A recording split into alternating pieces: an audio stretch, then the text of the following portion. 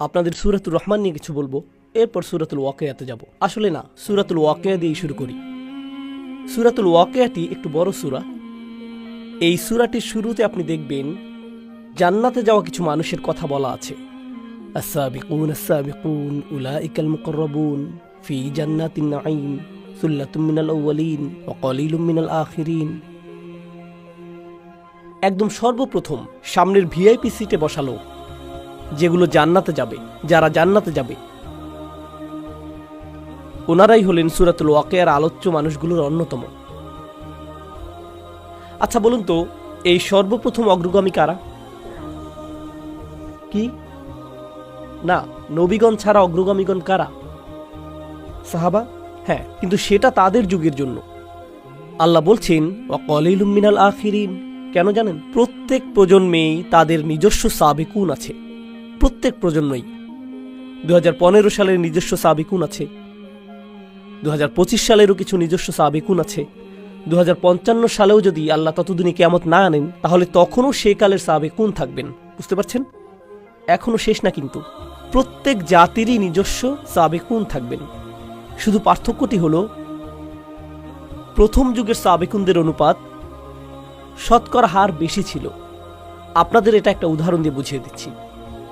কল্পনা করুন 800 জন মানুষ একটি পরীক্ষা দেয়। যদি সাহাবীদের সময় ইমানের এই পরীক্ষা 800 জন মানুষ দেয়, তাহলে 750 জনই 90% বেশি নাম্বার পাবে। তো তারা হলেন গোল্ডেন A+। কিন্তু প্রজন্ম যেতে যেতে তখনও মানুষ 90-এর বেশি পাবে, তবে শতকরা হার নেমে যাচ্ছে। ধরুন 800 হতে মাত্র 50 জন বা 800 জনে মাত্র 20 জন 90-এর বেশি পেয়েছে। বুঝতে পারছেন? তাই অকলিলুম মিনাল আখিরিন, আরো কম পরবর্তীদের মধ্যে। কম মানুষ না, কিন্তু শতকরা হার কম। সাহাবিগণের সময়ে A+-এর হার বেশি, তাই সামগ্রিক গুণ অনেক অনেক বেশি। আমাদের প্রতিযোগিতা কম, তাই সামগ্রিক গুণ অনেক কম। তবে প্রতিযোগিতা প্রত্যেক প্রজন্মেই থাকে। তো যাই হোক, সূরাতুল ওয়াকিয়ার প্রথম বিষয় হলো আস-সাবিকুন। এই সূরার দ্বিতীয় বিষয় হলো আসহাবুল ইয়ামিন। মা আসহাবুল ইয়ামিন ফা আসহাবুল মাইমানাতি মা আসহাবুল মাইমানা। ডান পাশের মানুষজন। আর সাবিকুনদের সাথে ডান পাশের মানুষজনের পার্থক্য কি? সাবিকুনদের বলতে পারবেন সংরক্ষিত, এক্সক্লুসিভ। আর ডান পাশের যেই মানুষজন হলেন বাকি আমরা সকলে জান্নাতের ইকোনমি ক্লাস। আল্লাহ আমাদের সাবিকুনদের অন্তর্ভুক্ত করে দিন। কিন্তু অন্তত পক্ষে ডান পাশের মানুষজন থাকা মানে তারা জাহান্নামে যাবে না, এরা যাবে জান্নাতে। এরা হলেন দ্বিতীয় বিষয়। ঠিক আছে? এখন অন্যদিকে কারা আছে? ডান পাশে মানুষ আছে, আবার বাম পাশেও মানুষ আছে। এরপর আল্লাহ বাম পাশের মানুষদের নিয়ে বলছেন 3 ধরনের মানুষ এখন পর্যন্ত। প্রথমে অভিজাত শ্রেণী, এরপর ডান পাশের মানুষ, এরপর বাম পাশের মানুষ, তাই না? এরপর চতুর্থ বিষয়, আল্লাহ কিছু প্রশ্ন করেছেন। আফারাআইতুম মা তুমনুন, আফারাআইতুম মা তাহরুসুন, আফারাআইতুমুল মা আল্লাযী তাশরাবুন, আফারাআইতুমুন নার আল্লাতী তুরুন। তিনি সব অদ্ভুত প্রশ্ন করেছেন। তোমরা কি বাচ্চা সৃষ্টি করো নাকি আমরা বাচ্চা সৃষ্টি করি? তোমরা ফসল ফলাও নাকি আমরা ফসল ফলাই? তোমরা আগুন জ্বালাও নাকি আমরা আগুন জ্বালাই? তোমরা আকাশ থেকে পানি নামাও নাকি আমরা আকাশ থেকে পানি নামাই? মানে আল্লাহ মানুষকে আল্লাহ যা সৃষ্টি করেন সেই বিষয়ে চিন্তা করতে বলছেন। মানে আল্লাহ যে সৃষ্টি করেন তা, তোমরা কিছুই সৃষ্টি করো না, আল্লাহই সবকিছু সৃষ্টি করেন। তোমাদের কোনো সৃষ্টিশীলতা নেই। এই যে আল্লাহর সৃষ্টিকে চতুর্থ প্রকার বিষয় হিসেবে বলা হচ্ছে 4টি। এখন পর্যন্ত কতগুলো বিষয় আমাকে ক্রমানুসারে বলতে পারবেন? দেখি তো আপনারা এখনো বেঁচে আছেন। প্রথমটি কি ছিল? সাবিকুন, ঠিক। দ্বিতীয়টি আসহাবুল ইয়ামিন। তৃতীয় নাম্বার কি? বাম পাশের মানুষজন। আল্লাহ আমাদের তাদের অন্তর্ভুক্ত না করুন। চতুর্থ নম্বর আল্লাহর সৃষ্টি, শুধুমাত্র আল্লাহই সৃষ্টি করেন। আর পঞ্চম বিষয়টি হলো ফালা উকসিমু বিমাওয়াকিআন নুজুম ওয়া ইন্নাহু লাকসামুল লাউ তা'লামুন আযীম ইন্নাহু লাকুরআনুন কারীম ফি কিতাবিম মাকনুন লা ইয়ামাসসুহু ইল্লাল মুতাহহারুন তানযীলুম মির রাব্বিল আলামিন। এই বিষয়টি হলো কোরআনের বিশেষত্ব, মহিমা সম্পর্কিত, কোরআনের অসাধারণ গুণ সম্পর্কিত। ছোট ব্যাপার না কিন্তু। 5টি বিষয়। সূরার শেষটি পুরোটা সংক্ষেপে বলে দেয়, কিন্তু এগুলোই প্রধান 5টি বিষয়। সূরাতুর রহমান আমরা পড়ার চেষ্টা করছি, তাই না? সূরাটির প্রথম বিষয় কি আমাকে বলুন তো? আর রহমান ও আল্লামাল কুরআন, প্রথম বিষয়টি কি? কুরআন। সূরাতুল ওয়াকিয়াতে কোরআন কি একটি বিষয় ছিল? ছিল। কোথায়? বিষয় নাম্বার 5। তাহলে সূরা আর রহমানে এটা প্রথম বিষয়, আর সূরা ওয়াকিয়াতে এটা পঞ্চম বিষয়। ওকে, সূরাতুর রহমানের দ্বিতীয় বিষয় হলো আল্লাহর সৃষ্টিরা। والشمس والقمر بحسبان والنجم والشجر يسجدان والسماء رفعها ووضع الميزان। তাহলে দ্বিতীয় বিষয় কি? আল্লাহর সৃষ্টি। সূরাতুল ওয়াকিয়ার চতুর্থ বিষয় কোনটি ছিল? আল্লাহর সৃষ্টি। সূরাতুর রহমানের তৃতীয় বিষয় হলো বিচার দিবস, কিভাবে পাপীরা বিপদে পড়বে আর জাহান্নামে চলে যাবে। বিচার দিবস আর জাহান্নামের আগুন হলো সূরাতুর রহমানের 3 নম্বর বিষয়। সূরাতুল ওয়াকিয়াতে 3 নম্বর বিষয় কি ছিল? বাম দিকের মানুষ, যারা বিচার দিবসে দাঁড়িয়ে শেষমেশ জাহান্নামে নিক্ষিপ্ত হবে। সম্পর্কটা দেখতে পাচ্ছেন? সূরাতুর রহমানের চতুর্থ বিষয় হলো জান্নাত। ওয়ালিমান খাফা মাকামা রাব্বিহি জান্নাতান। আর যে তার রবের সামনে দাঁড়াতে ভয় করে তার জন্য থাকবে 2টি জান্নাত। আচ্ছা, অন্তত আপনি আল্লাহকে ভয় করেছেন। আপনি সবচাইতে ভালো ছিলেন না, ঠিক আছে, তবে অন্তত তাকে ভয় তো করেছেন। সূরাতুল ওয়াকিয়াতে দ্বিতীয় বিষয় কোনটি ছিল বলুন তো এবার? ডান পাশের মানুষজন অন্তত আল্লাহকে ভয় তো করেছে, তাই তারা জান্নাতে চলে যাবে। সূরাতুর রহমানের শেষ বিষয় হলো অসাধারণ সুপার স্পেশাল ডিলাক্স প্যাকেজের জান্নাত। ইখতিলাফ নিয়ে পরে বলছি, আপাতত সহজ করে বলি, এটা হচ্ছে সবচাইতে সুন্দর। ওয়ামিন দুনিহিমা জান্নাতান, অন্য একটি জান্নাত, আলাদা স্পেশাল জান্নাত। এর মধ্যে আরো অসাধারণ জিনিসপত্র আছে। তো একটা জান্নাত আবার অন্য এক প্রকার জান্নাত, এটাই হলো শেষ বিষয়, স্পেশাল জান্নাত। সূরাতুল ওয়াকিয়ার প্রথম বিষয় কি ছিল? সাবিকুন সাবিকুন কোথায় যাবে? জান্নাতের সেই স্পেশাল জায়গায়। সূরাতুর রহমানের 5টি বিষয় আর সূরাতুল ওয়াকিয়ার 5টি বিষয়। 1 2 3 4 5, 5 4 3 2 1, আয়নার মতো। কুরআন অবিশ্বাস্য রকমের গোছানো। আমরা এখনো সূরাটি শুরু করতে পারিনি, আমরা শুধু পরিবেশটা বুঝতে চেষ্টা করছি। এটা শুধু স্থানটি চেনা, এটা জরুরি, কারণ এর মাঝে আপনি কোরআনের সৌন্দর্য বুঝতে পারবেন, কত গোছানো তা দেখতে পাবেন। আমি জানি না আপনারা মুসলিম বিশ্বে এমনটা দেখেন কিনা, কিন্তু আমি আমেরিকাতে বেড়ে উঠতে গিয়ে কোরআনের ব্যাপারে প্রথম শুধু সমালোচনাই দেখতাম। কলেজে গিয়ে আমি কোরআনের কোনো প্রশংসা শুনিনি, সমালোচনাই হতো।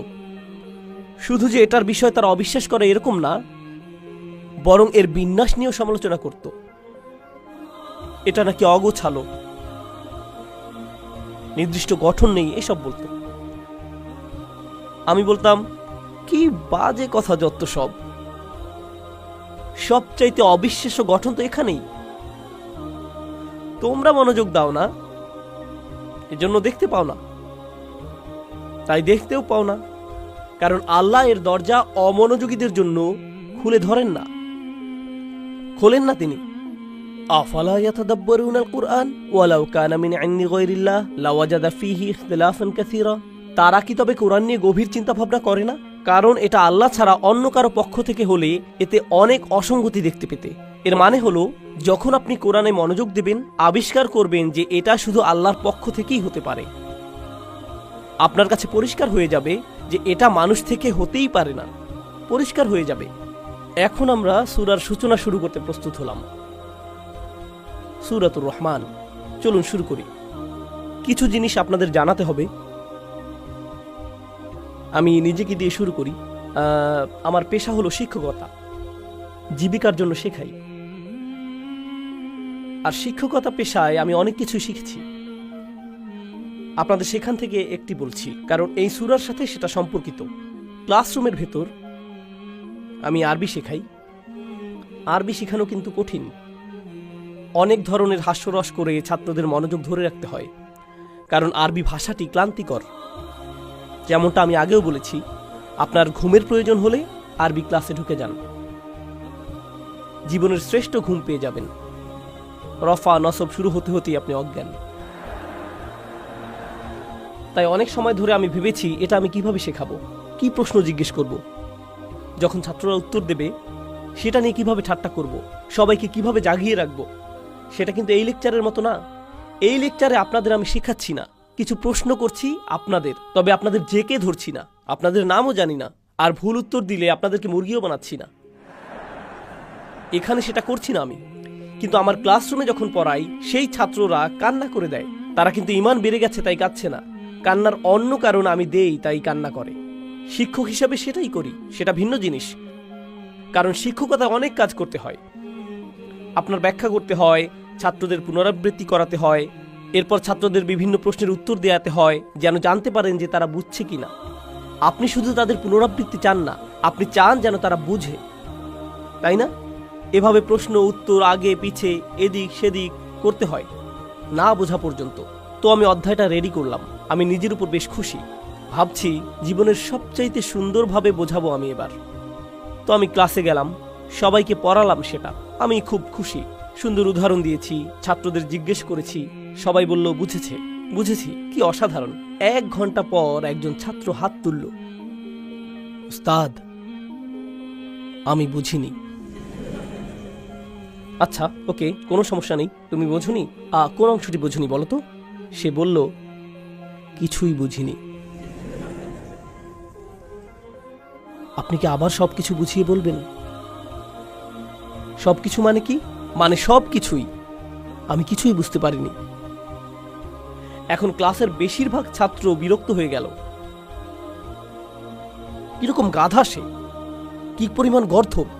1 ঘন্টা কিছুই বলল না, ঘন্টা শেষে বলছে আমি কিছুই বুঝিনি। তাই আমি বললাম তোমরা চিন্তা করো না, সমস্যা নেই, তার জন্য আমি আবারও বলবো। তোমাদেরও আরেকবার রিভিউ হয়ে গেল। আর এইবার আমি পুরো ক্লাসের দিকে মনোযোগ দেইনি। কার দিকে মনোযোগ আমার? সেই ছেলেটি। এই বুঝতে পেরেছো? হ্যাঁ ঠিক ঠিক।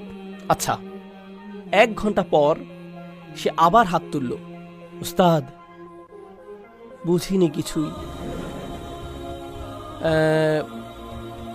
ওকে, ক্লাসে বাকিরা চলে যেতে পারো, আমি লাঞ্চ করতাম, সেটা বাদ দেই। তুমি আসো আমার কাছে, তোমাকে সরাসরি বুঝিয়ে দিচ্ছি, সেটাই মনে হয় ভালো হবে। আচ্ছা ওস্তাদ।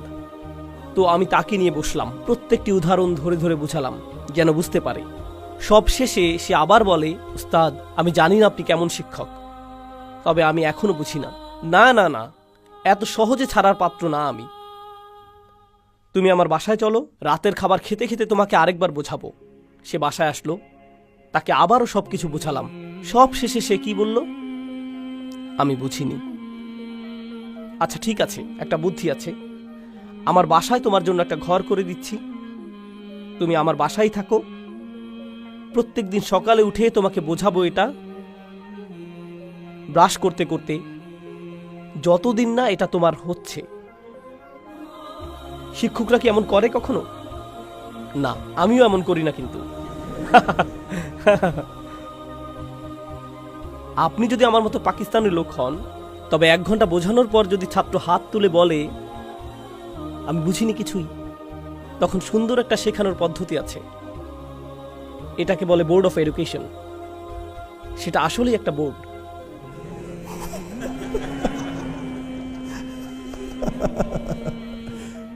এখন বুঝেছিস? হ্যাঁ একদম বুঝে ফেলেছি, এখন বুঝবে। শিক্ষকরা এত ধৈর্যশীল না, কতবারই আর বোঝাবেন? বলবেন এত গাধা কেন তুমি, বুঝো না কেন তুমি, তোমার মাথা কাজ করে না কেন, কি সমস্যা তোমার? এটা আমার দোষ না, এটা ছাত্রের দোষ, তাই না? দেখুন, কিন্তু কোরআনের বার্তা, কোরআনের মূল বার্তাটি কিন্তু একদম সোজা, একদম সহজ। আপনি যদি কোরআনের মূল বার্তা সংক্ষেপে লিখতে বলেন, সেটা আমি অর্ধেক কাগজেই লিখতে পারবো, পুরোটাও লাগবে না। কোরআনের বিষয়গুলো কি কি? শুধুমাত্র এক স্রষ্টা, আখিরাত আছে, আগের জাতিগুলো তাদের নবীদের কথা মানেননি, কিছু কাজ আছে হারাম, খুব বেশি কিছু না, কিন্তু সোজা সাপটা, জটিল কিছু না। কুরাইশরা কতদিন যাবৎ কোরআন শিখছে? 1 যুগের বেশি, তাই না? মক্কি কোরআনের কি পুনরাবৃত্তি আছে? আল্লাহ কি বারবার বলেছেন জাতিদের ব্যাপারে? আল্লাহ কি নিজের একত্ব নিয়ে বারবার বলেছেন? ইবাদতের একত্বতা নিয়ে? আল্লাহ কি নবীদের উপর ঈমান আনা নিয়ে পুনরাবৃত্তি করেছেন? আল্লাহ কি হালাল হারাম নিয়ে পুনরাবৃত্তি করেননি? তিনি কি অভাবীদের খেয়াল করা, অন্যদের ক্ষতি না করা নিয়ে পুনরাবৃত্তি করেননি? তিনি এই সব পুনরাবৃত্তি করছেন বারবার। যে কোনো ভালো শিক্ষক শেখানোর জন্য কি করে? সে কি করে? বারবার বলে আল্লাহও করেছেন। আর তাও শুধু 1 ঘন্টা না, 2 ঘন্টা না, 1 মাস না, 2 মাসও না, কতদিন? 1 যুগেরও বেশি সময় যাবত। তাছাড়া কোরআন কিন্তু একটা পাঠ্যক্রম। কোরআন হলো পাঠ্যসূচি, কিন্তু একটা ভালো পাঠ্যক্রম, ভালো বই যথেষ্ট না। আপনার খুব ভালো একজন শিক্ষকও লাগবে। কখনো আপনার কাছে খুব ভালো একটা বই থাকলেও শিক্ষক হয় জঘন্য, তখন কেউ কিছুই শেখে না। তাই আল্লাহ শুধু শ্রেষ্ঠ বইটিই দেননি, তিনি বিশ্ব মানবতাকে সর্বশ্রেষ্ঠ কি দিয়েছেন? শিক্ষক। আর ভালো শিক্ষকের উচিত ছাত্রদের সাথে ধৈর্য ধরা। তারা না শুনলেও তিনি ধৈর্য ধরেন। তিনি কি ভালো শিক্ষক? যত্নশীল শিক্ষক তিনি। বলেন কি সাল্লাল্লাহু আলাইহি সাল্লাম। আর এই ছাত্ররা, কুরাইশরা একদম সহজ জিনিস শুনেও বলে কিছুই বুঝিনি। তারপর তিনি আবারও ব্যাখ্যা করেন, ওয়াকাযালিকা নুসাররিফুল আয়াত, আমরা আয়াত বারবার বদলে দেই। এভাবে যদি না বুঝতে পারো তাহলে এভাবে বুঝবে, ওভাবে যদি না বুঝো তাহলে আসো ওইভাবে বোঝাই, এরপর ওইভাবে বোঝাই, তারপর সেইভাবে। ইয়াদরিবুল্লাহু আমসালা লিন্নাস, আল্লাহ প্রত্যেক মানুষের সহজতার জন্য অনেক উদাহরণ দিয়েছেন, কারণ প্রত্যেক ছাত্র প্রত্যেক উদাহরণ হয়তো বুঝবে না। তাই আল্লাহ একটা উদাহরণ দেন, সেটা না বুঝলে কি করেন? আরেকটা দেন, এরপর আরেকটা, এরপর আরেকটা। জানেন, কোরআনের ভেতর আল্লাহ কোরআনকে তাসরিফুর রিয়াহ এর সাথে তুলনা করেন, বায়ু প্রবাহ। কারণ কিছু বায়ু হালকা, কিছু অনেক জোরে, কিছু বাতাস আসে উত্তর থেকে, কিছু দক্ষিণ থেকে, কিছু পূর্ব থেকে, কিছু পশ্চিম থেকে, কিছু ঠান্ডা আবার কিছুটা উষ্ণ। ঠিক কোরআনের আয়াতের মতো, কিছু আয়াত আপনাকে আনন্দ দেবে, কিছু ভয় দেখাবে, কিছু কষ্ট দেবে, কিছু আপনার প্রেরণা যোগাবে। কোনো আয়াত শেখাবে, কোনোটা অভয় দেবে, কোনোটা আবার শক্তি যোগাবে। বিভিন্ন রকমের বায়ু, ঠিক কোরআনের বিভিন্ন আয়াতের মতো প্রত্যেকটা উপায় গ্রহণ করা হয়েছে। তাছাড়া কিছু ছাত্র গর্দভ হয়, আমি জানি, মনোযোগই দেয় না। এরপর আরেক ধরনের ছাত্র আছে যারা বলে আমি বুঝি না, এরপর বুঝিয়ে বলার পর আবার বলে হ্যাঁ আমি বুঝিনি, আবার বোঝান, সে বলে এই দেখো আমি বুঝিনি। এরা কি ধরনের ছাত্র? এরা ঝামেলাকারী। সে শিক্ষককে নিয়ে মজা করছে, ক্লাসে মজা নিচ্ছে, ভাবছে এই সব কিছুই ঠাট্টার বিষয়, তাই না? একটা ছাত্র আছে, সে আসলেই বুঝেনি। আরেকটা ছাত্র অন্যদিকে, সে সব কিছু খুব ভালো বুঝেছে, এরপরেও কি বলে মজা নেয়?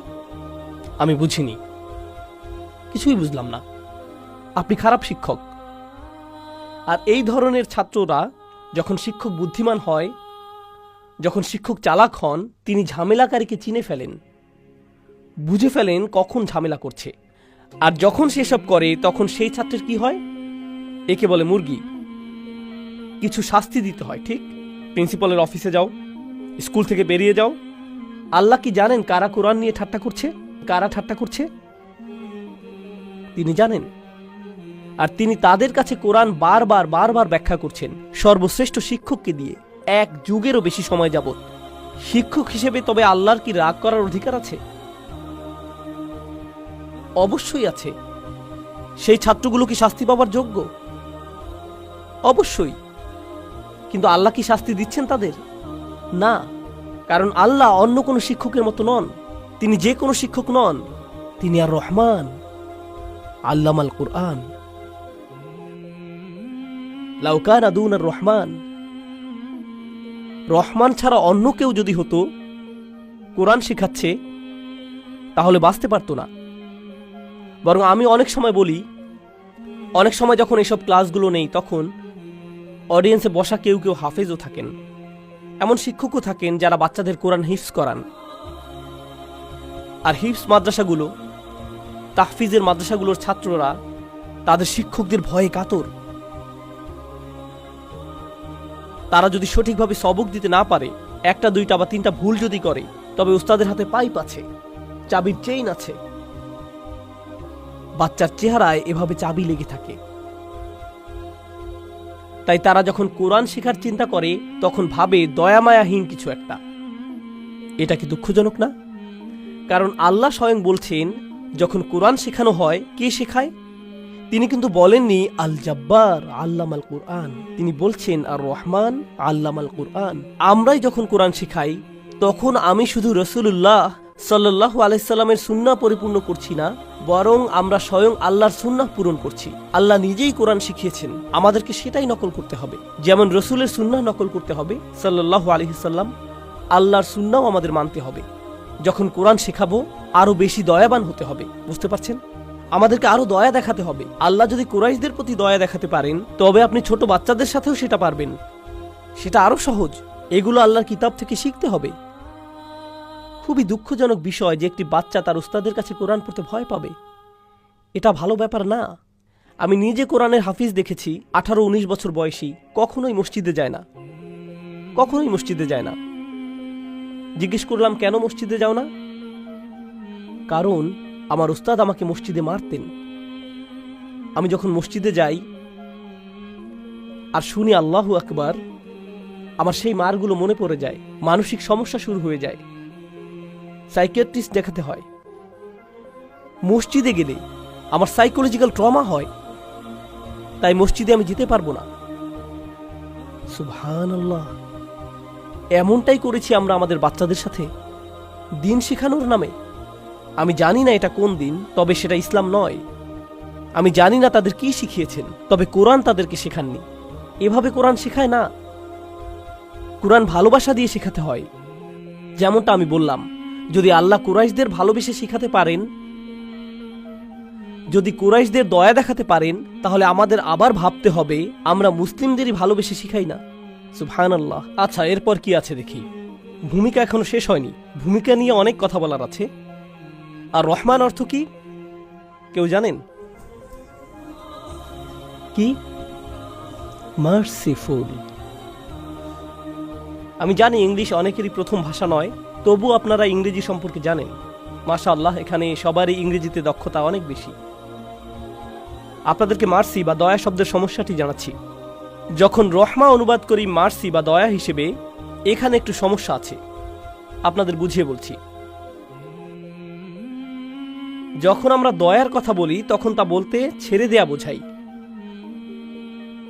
উদাহরণস্বরূপ, সৈন্যরা পুরো গ্রাম ধ্বংস করে দিল, কোনো দয়া তারা দেখায়নি, এর মানে তারা কাউকেই ছাড়েনি।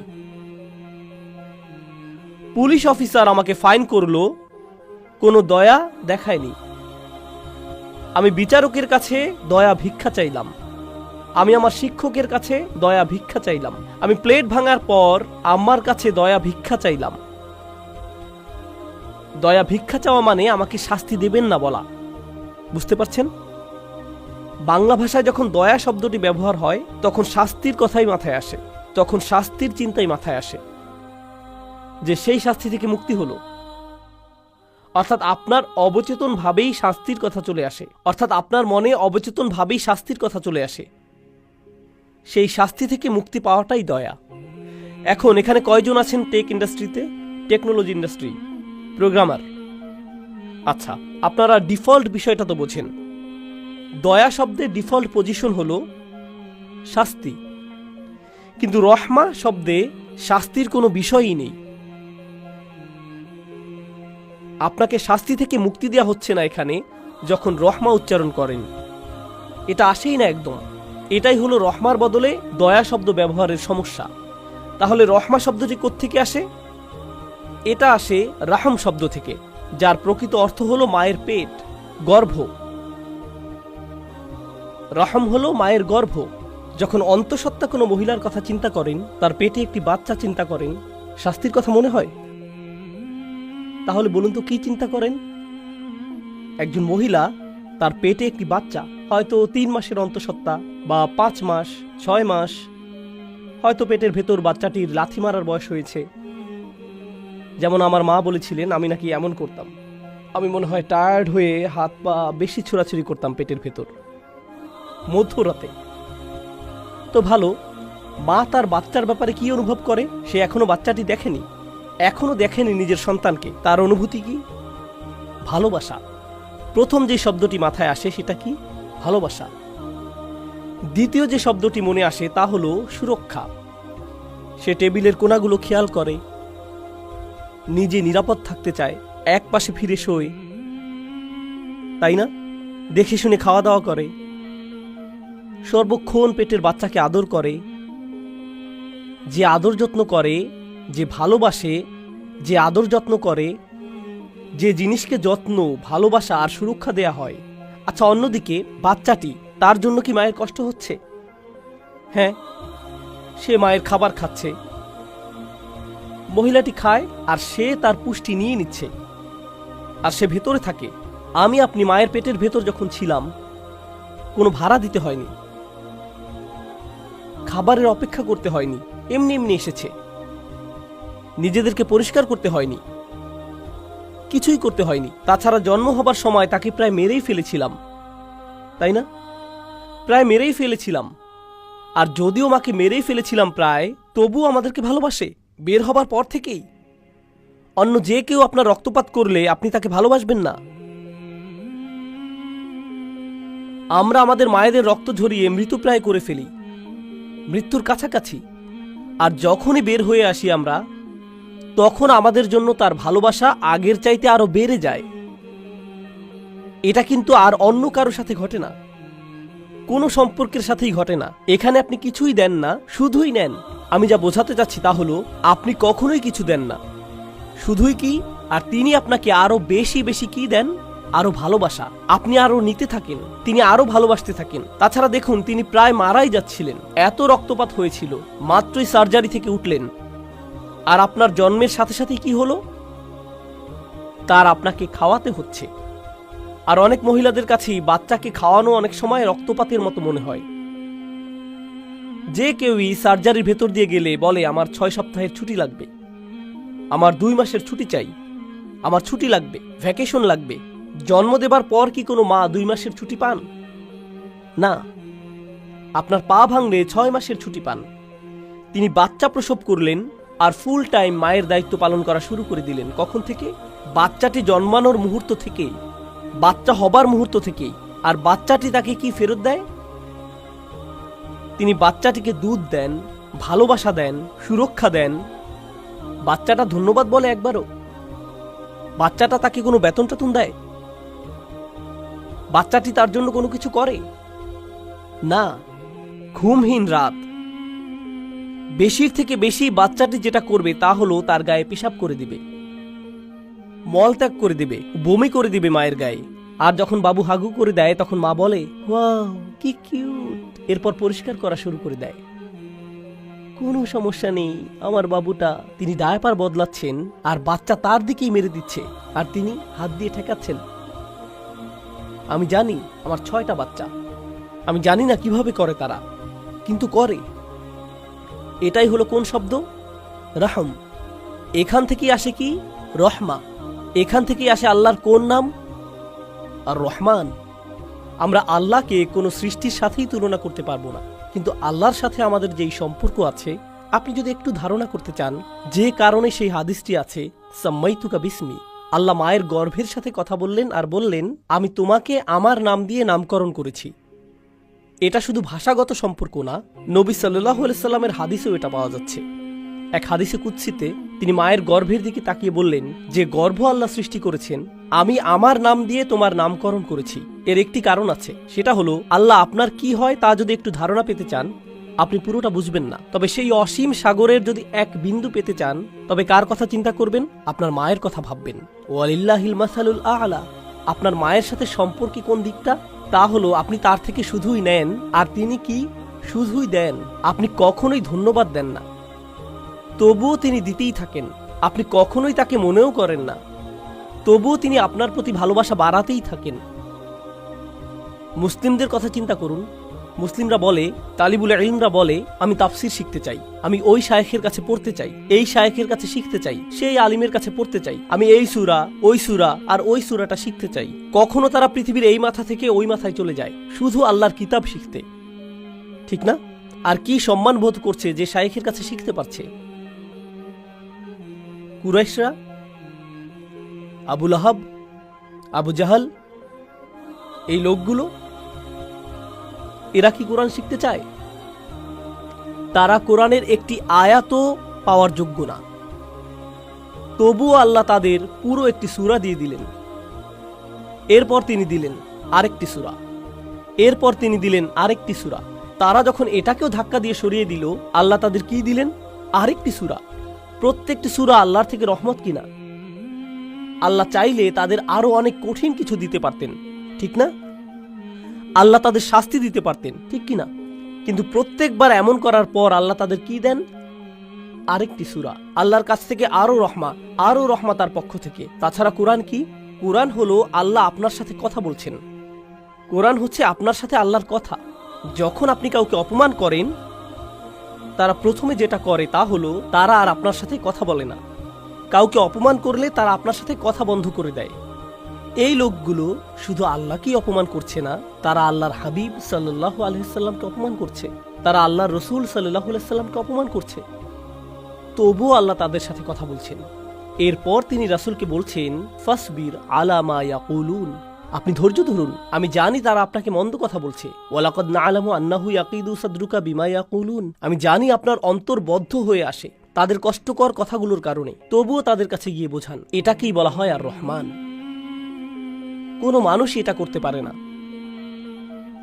আমি আপনাদের জানি না, মুসলিম হিসেবে আমি আপনাদেরকে ভালোবাসি, কিন্তু কেউ যদি আমাকে এসে বলেন আপনি হচ্ছেন একটা শয়তান, আপনি খারাপ, মানুষকে বিভ্রান্ত করছেন, আপনি কাফির, আপনি এটা, আপনি ওটা, অনেক গালমন্দ করলেন, এরপর আমার মাকে নিয়ে কথা বললেন, আমার বাবাকে নিয়ে কথা শোনালেন, আমার স্ত্রীকে নিয়ে মন্দ কথা বললেন, আমার মেয়েদেরকে নিয়ে খারাপ কথা বললেন, আমার বোনকে নিয়েও, আমি কিন্তু আংশিক পাঠান, তাই সাবধান। অন্তত পক্ষে আমি বলবো, আমি চলে যাচ্ছি, আমি ফানার ছাড়ছি, আমি দোহা ছাড়ছি, আমি আর কখনোই দোহা ফিরে আসবো না। কেন? কেউ বলল আপনি আর দোহাতে কেন যান না? একটা লোক ছিল, সে আমার কাছে এসে যা যা বলল, আমি আর যেতে চাই না ওখানে। আপনারা সবাই কি আমাকে অপমান করেছেন, নাকি শুধু একজন? শুধু একজনই যথেষ্ট আমার বিরক্ত হবার জন্য, দরকার নেই। রাসূলুল্লাহ সাল্লাল্লাহু আলাইহি সাল্লাম কোরআন তেলাওয়াত করছেন এই লোকগুলোর কাছে, আর তারা তাকে অপমান করেই যাচ্ছে। আমি তো কিছুই না। কেউ এসে আমাকে অপমান করলে আমি কি বলি? এই জানো আমি কে? আমি ইউটিউবে আছি, দেখে নিও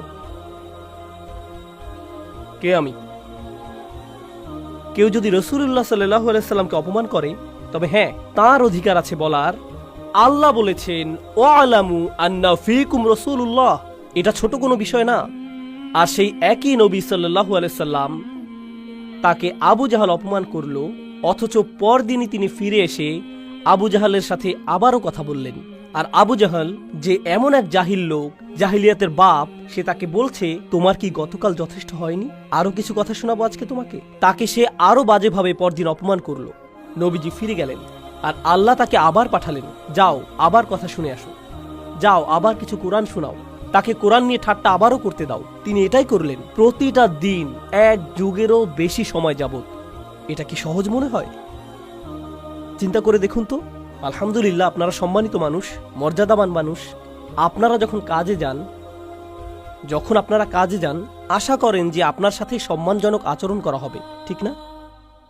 আপনি অফিসে গেলেন, আর কেউ আপনাকে কুকুর বলল, শুকর বলল, কোনো নোংরা কথা বলল, আপনার খারাপ লাগে? আপনি বাসায় আসলে সেটা আপনার চেহারাতেই দেখা যায়। আপনি বাসায় আসলে আপনার স্ত্রী বললেন, কোনো সমস্যা? আমার কিছু বলতে ইচ্ছা করছে না। আপনার চাকরিটাই ছেড়ে দিতে ইচ্ছা করে, আপনার দেশ ছেড়েই চলে যেতে ইচ্ছা করে, কারণ কেউ একজন আপনাকে মন্দ কথা বলেছে। দেখছেন, ভালো লোক, ভদ্রলোক আর ছোট লোকের মধ্যে পার্থক্য আছে। যারা সারাক্ষণই নোংরা কথা বলতে থাকে, যারা নিজেদের বা অন্যদের কোনো সম্মান করে না, যখন মানুষ তাদের সাথে মন্দ কথা বলে তাদের ভালো লাগে, তাদের কিছুই যায় আসে না। নোংরা কথা বলল, তারা আরো নোংরা কথা বলে দেয়। কিন্তু যারা ভদ্রলোক, তাদের এসব সহ্য হয় না, এসব কথা তাদেরকে কষ্ট দেয়। যেমন আরবরা বলে, রুব্বা কওলিন আশাদ্দু মিন সাউল, কোনো কোনো কথা মারের চাইতেও বেশি কষ্ট দিতে পারে। রাসূল সাল্লাল্লাহু আলাইহি সাল্লাম হলেন সবচাইতে মর্যাদাবান ব্যক্তিত্ব, কিন্তু তাকে শুনতে হচ্ছে সবচাইতে মন্দ নোংরা কথাগুলো বারবার বারবার বারবার। আর আল্লাহ তাঁর রসুলকে কত ভালোবাসেন আলাইহিসসালাতু ওয়াসসালাম। তবুও আল্লাহ বলছেন ফিরে যাও, আর একটু ধৈর্য ধরো, তাদেরকে বলতে থাকো। এখন আল্লাহ এই সূরাতে কুরাইশদের উদ্দেশ্যে, এরপর পুরো মানবতাকে উদ্দেশ্য করে বলছেন, এটাকে বলে অকল্পনীয় ভালোবাসা। আর রহমান অবিশ্বাস্য রকমের অকল্পনীয় স্নেহময় যত্নশীল প্রতিপালক। তিনি শুধুমাত্র, আর কেউ নন, যিনি কোরআন শিক্ষা দিয়েছেন, আল্লামাল কুরআন। চলুন এটা সম্পর্কে আরও দু একটা জিনিস শিখে সামনে আগাই। আমি ভূমিকাতে বেশি সময় নিচ্ছি, কারণ ভূমিকাটাই সবচাইতে বেশি গুরুত্বপূর্ণ অংশ। এই শুরুটা আপনারা বুঝলে বাকি সবকিছুই সহজ হবে, আর শুরুটা না বুঝলে আর কোনো কিছুই বোধগম্য হবে না। ঠিক আছে, এজন্য সময় নিচ্ছি। আরবি ভাষার ব্যাকরণে জুমলা আল ফাইলিয়া এবং জুমলা আল ইসমিয়া দুইটা বিষয় আছে। শুনে মনে হয় সহজ বিষয়, আপনারা আরবি না বুঝলেও সমস্যা নেই, ব্যাখ্যা করছি। কখনো আপনারা আরবিতে বলেন, আমি সহজে অনুবাদ করছি, আল্লাহ কোরআন শিখিয়েছেন। সহজ, আল্লাহ শিখিয়েছেন কোরআন। কিন্তু যদি বলেন প্রকৃতপক্ষে একমাত্র আল্লাহ তিনি কোরআন শিখিয়েছেন, এটা কিন্তু অন্যরকম।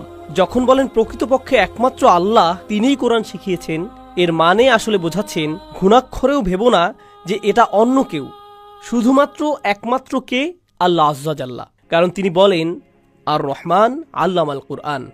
আর আপনি এখানে বসে শুনছেন, বা আমি বসে বসে তাফসির পড়ছি আমার অফিসে, যখন আপনি কোনো লেকচার শুনছেন আপনার গাড়িতে, কোরআন সম্পর্কে শিখছেন, যখন আপনি কোনো সূরা মুখস্থ করছেন, যখন কোনো বাচ্চা উস্তাদের কাছে বসে নুরানি কায়দা শিখছে, যখন কেউ তাজবিদ শিখছে, যখন কেউ তার শাইখের কাছে বসে তাফসির শিখছে, তার একজন শিক্ষক আছেন। সেই শিক্ষকেরও আছে একজন শিক্ষক, আবার সেই শিক্ষকেরও আরেকজন শিক্ষক আছেন। এভাবে পেছনে যেতে যেতে তাদের শিক্ষককে রাসূলুল্লাহ সাল্লাল্লাহু আলাইহি সাল্লাম। আর কে রাসূলুল্লাহর শিক্ষক? জিবরাইল আলাইহিস সালাম। আর জিবরাইলের শিক্ষককে আল্লাহ। মূলত আপনি সরাসরি আল্লাহর সাথে সম্পর্কিত।